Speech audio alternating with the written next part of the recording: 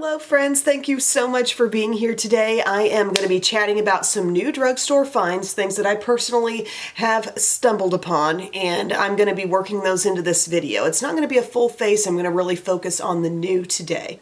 Excuse me, I am feeling a lot better, but I have a little frog in my throat. So I have some new Rimmel things that I actually ordered on Amazon. I've said it before and I'll say it again, Rimmel is a brand to keep your eye on because I feel like everything that's been coming out from them lately has been so good. However, when I've been in store, I haven't come across these newest items. So I ordered them on Amazon, got great deals recently, so I'm going to work those into today's look. And then also, I was with the girls at Dollar Tree over the weekend, and guys, look what I came across from LA Colors. Like these little quads that, are you thinking what I'm thinking? Kind of a bite-sized quad idea. I also found this cute little like full face type deal. Very excited about those things. Have not used them yet, but I'll work at least one of those in today too. Very exciting stuff. So the first thing I have, I've already got my skincare on by the way, but I got the new Rimmel Multitasker Primer. It says all day grip and breathable. Lightweight primer with gel texture, hydrates instantly, and it says helps tighten and improve the firmness of the skin with continued use. So I used this yesterday and I was pretty pleased with the way it actually felt. Looks just 100% clear after you pump it out,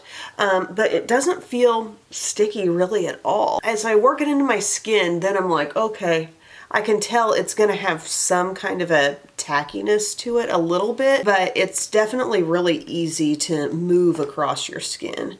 And I'm using like a pump and a half to get everywhere. You can really feel it adding moisture, but not a suffocating amount of thickness. Just a little preview here. I got these two things from the Multitasker line. I worked both of these into my look yesterday, and while I wasn't really sweating yesterday, I did a lot. We had just a very active day, and we ended up at the pumpkin patch, and I was on a hayrack ride. I do feel like the makeup lasted really well, so it's going to take some continued use, but I do feel like the look went along well with this primer. I'm back. Several steps have happened. I'll let you know what they are before we move on to the blush and highlight. So after that primer, I used a foundation stick. This is my Essence stick in the shade 160. Really smooth glide. I would say medium coverage. I've got that on all over. And then I used my NYX Bare With Me Concealer Serum that I wear in the shade Light. Just sneaky good coverage with that. It feels so thin, so light, but then you just realize how well it actually covers. It's always a little surprising with that one. I set with my Wet n Wild Photo Focus loose powder in the light pink shade. I went all over the rest of the face with the Morphe powder in Sunrise. So this would be the most kind of like skin tone all over type of powder for me from this range, and it looked pretty going all over, I'll say that, but like when I went to feel if anything felt totally set, I don't know if this powder is just so lightweight that I didn't have that kind of set with powder feel, if you know what I mean. But I do have that on pretty much all over everything.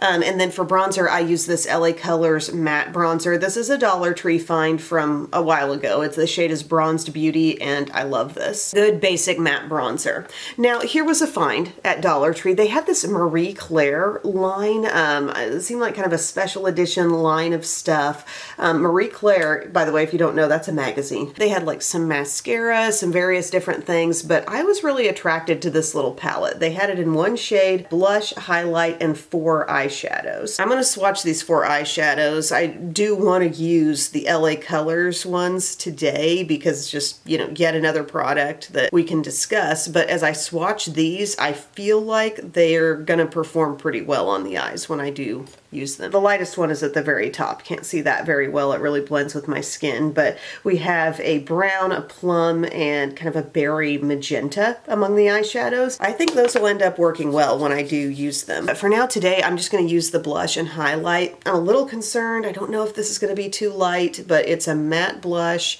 Seems fairly soft, like a lot's coming off on my brush. Okay, I can see it. But yeah, I don't know where this stuff came from. It seemed like, the way it was all packaged, it seemed like something you'd run into at like TJ Maxx. It was all nicely like boxed up around the outside. But yeah, $1.25 for a palette that's giving you face and eyes. Takeaway on the blush is that it's totally workable. Definitely giving pigment, looks like kind of a pinky peach on my cheeks. If you want to build it a little more, you can. But there's something very softening about a matte blush. When you put it on, it actually kind of does some smoothing. It does a little unexpected, I wouldn't say coverage necessarily, but it adds a little something. And then we have a highlighter over here, and it did feel really soft and good. So I'm going to go into that with my Real Techniques setting brush. Okay, first stroke there. I'm going to get some over here. I feel like I've got about the same amount on each cheek, and then I'm going to dust my brush off and buff it in. It almost feels a little creamy. So really working it in. I think it has a major reflective quality actually, and I'm not seeing, well, when I get close I can see some little shimmer flecks. I wouldn't call it glitter, but it's not one of those highlights that just kind of gives you the glow but then becomes invisible. Getting up close I can see some shimmer particles, but it's not like anything thick and chunky. I'd wear this, I guess, if you want to know. I like. This could really double as another eyeshadow too. So could the blush, honestly, but like that's pigmented and that could work into your matte shadow look if you wanted it to, but man, it's shiny. A little bit up here. Really pleased with that palette so far. And now that we finished the face steps, we can use this multitasker setting spray. Primer mist and setting spray. Like I said, I used it yesterday. I happen to have good staying power yesterday. Was it the primer? Was it the mist? I don't know. You just kind of got to keep trying things. So I'm going to use that again today. It seems like the mist wants to be a little bit direct, so that's why I'm really making sure I'm going upward with it so it can fall in a softer way. Immediately, I feel like it's making my skin look less powdery. Made in Spain, interesting. Scent-wise, it smells like they're kind of trying to do something fresh with it, but I also just get sort of a makeup-y vibe. But that's not all from Rimmel. We do have some lip products to use as well, but I'm going to do my brows and be back. Brows today are the e.l.f. Instant Lift. This is the waterproof version in neutral brown, and then I'm wearing Micromanager Gripping Brow Gel on top, and I put on Milani eyeshadow primer. So now we can start talking about these little LA Colors quads. So they were packaged, by the way, like a little cardboard and plastic over top, and they just had a lot of each shade. It was clearly 4 different styles, and I went for all of them because I really wanted to report to you on how they are. So today, you know, we're not giving the full story. We're going to try one, and I'm going to continue to keep you updated on how they all go. But they're basically size-wise just a little bigger than an e.l.f. one, just in case you were wondering. And it says on e.l.f.'s the weight is 0.12 ounces. Here the weight is 0.14 and 4 grams. Here it's 3.5 grams. And $1.25 for these guys. They just look so promising. So I swatched them all on my hands. Let's talk about this first one. It's called Sweet Princess. This is the most questionable one for me because I feel like there's not going to be enough depth and contrast, even though they swatched pretty well. It's matte, shimmer, and that is the line across the top. I'm kind of interested in that lilac shimmer there. That's looking pretty good, but I'm just a little worried that those are going to be too faint toward the end. Next palette I grabbed is called Tailored, and this has like some deep teal in it. That's a shimmer. We have a nice medium to dark matte brown, this kind of taupey / olivey green, and then a matte cream. These are swatched in the row beneath right here. I hope I find out I'm in focus when I'm editing this, but those look pretty good. I don't think I'll have any struggles creating my look there with that. Very excited about these next two. We have one called Queen's Desire. As far as these next two go, they're actually, like, as I look at the swatches, they seem like a similar vibe, except one's going to go a little more peachy and one's maybe going to be a bit more pinky berry. This one has more of the peachiness here with that shimmer. There's also a taupe shimmer, a nice rich matte brown, and then this shade here, which is kind of like an extremely light taupe. I swatched all of these right here, and yes, there is just one matte in that palette, and it's that deep brown, but I still think the colors would come together in a really good way. And then here's the swatches of the last one. Let's show that. It's called Fashionista. Here you're getting more matte, and see what I mean, like that tone. The other tone outside of the matte is just a little more pinky. So those two mattes. This is a deep berry, a pinky shade, that looks like a true taupe in a swatch. And then this one is kind of like a very soft gold. And I'm sorry the swatches got a little smaller on these because I ran out of hand space, but they're right there on that one. I feel like all of the mattes really swatched pretty well, and a lot of the shimmers did too. I'm feeling like I have something I can work with in all of these. Like I said, it's just this one that leaves me wondering the most about whether there would be enough contrast to get depth in the look like I want, but Goodness, which one do I go for today? I'm gonna try this one. This is the one called Fashionista. It was the last one in the row of swatches. I'm kind of surprised e.l.f. doesn't have one that is this kind of color vibe, right? I'm going into that crease shade first, that pinky color. Pretty soft. I've had kind of hit and miss experiences with LA Colors eyeshadows. You know, some have been absolutely fine. And then, you know, there have been some little palettes over time where I've thought, only a few shades really stand out. But I'm hoping for a lot of consistency here because I think this is a great low-cost option. Just adding a little bit more, letting that shade really come up toward the eyebrow. No complaints about that shade and what that was able to do. Now we're going to take a flat brush and we're going to use some of this. Let's see, how dark can this dark shade go? This might be the richest shade out of every palette, and that's kind of why I wanted to use this one, just to see how far she could go. I am having some excess to tap off there. Okay. I think that's doing well. It's pretty much what you see is what you get, the way that's performing compared to how it looks in the pan. Again, this is matte. I don't necessarily have my finger on the pulse of all that is new at Dollar Tree all the time, but I hadn't heard anybody talking about these, so I really felt like I stumbled upon something. And we were at a different Dollar Tree, not the one in our town. And I feel like the one we went to always just has a little bit more in terms of beauty stuff. So as you can see, I'm not only getting that onto the outer part of the lid, I'm getting it into my crease too. I want to use this the way I typically use an eyeshadow of this kind, so you can see if it's doing what you think it should be doing. I'm not going to try to ask something totally different of the shadow, you know. But now I'm going in with that crease brush. And this is where we can just kind of blend the deep shade into the color that was originally put into the crease and see how soft and blended it can look. I really like that these happen to be giving us a different spread of shades compared to what we're seeing in the e.l.f. bite-sized quads that are currently available. Oh, that looks so good. Might lay down just a hint more of the dark shade right over here.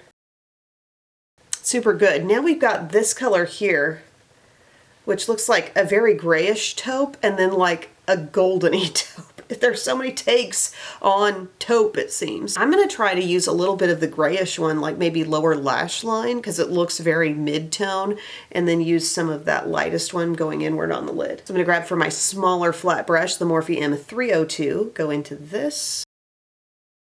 We had so much fun at the pumpkin patch yesterday. We were there for over 2 hours, and I feel like we took advantage of like everything they were offering. Of course, we left with quite a few pumpkins. Everybody got to pick what pumpkins they wanted. Biddy goes, I want the wartiest and weirdest pumpkin they have. By the way, that's applying beautifully. But we went in the play barn, and there's like slides and corn. Welcome to Midwest life. You can just jump in a big thing of corn. You're up a half hour early. Biddy got face painted. She's entering on cute. Here, bend down a little bit, Biddy. Look at that. Yep. Didn't we have a blast at the pumpkin patch? Mm-hmm. We were eating pumpkin pie. We were eating corn dogs. I found the best pumpkin. We went on a hayrack ride, yeah. The weirdest and wartiest pumpkin they had. And I found it. And it was actually beautiful, too. It's kind of a light green color. All right, you can go potty, but then you got to go back to bed, okay? Now on the lower lash line, here's what I'm going to do. First, some of this taupey guy, grayish taupe. Just so every color in the quad can get involved, right? A little soft definition. I thought maybe I'd need to go in with a little bit of that rich burgundy, but I don't think that's even going to be necessary. This is giving enough, even though it has shimmer. I'm so proud of this little palette. Ooh. As always, if you wanted to, you know, you can go into this shade with your small pointed brush and you could intensify in the crease. You could build your crease out a little bit, you know. See what I'm doing here? Just adding it in a little more precise way. It's all the intensity you could want out of a shade like that. I think these could take over. Okay, see you soon, hun. Day one of fall break, and of course she's waking up way earlier than necessary. Super pleased. As you can see, if you watch a lot of my videos, like I'm not giving these a lot of special treatment. I'm not building them way up. That just really worked. So I'm going to finish off the eye look and we'll get to those Rimmel lip products I want to tell you about. I forgot I had another new Rimmel thing, but it was from a couple weeks ago. I got the Scandalize Volume on Demand mascara. The brush is coming out with kind of like some goop on it, you know, like it looks like it's going to build fairly quick.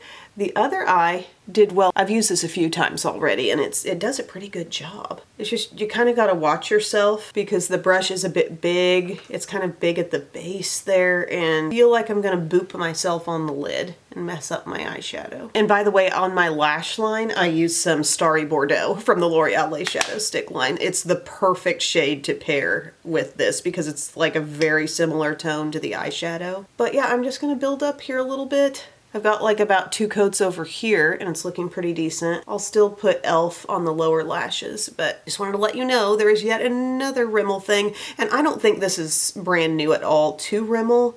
I was just like in Walgreens a couple weeks ago and I think they had a buy one get one deal. So I got this and I got the bronzer in Sundance because something about the lighting in the store, that bronzer was looking so much deeper than I remembered it, like deeper than Sun Bronze, which I often use. So I got it and then I got it home and I'm like, oh, this doesn't look that much different at all actually.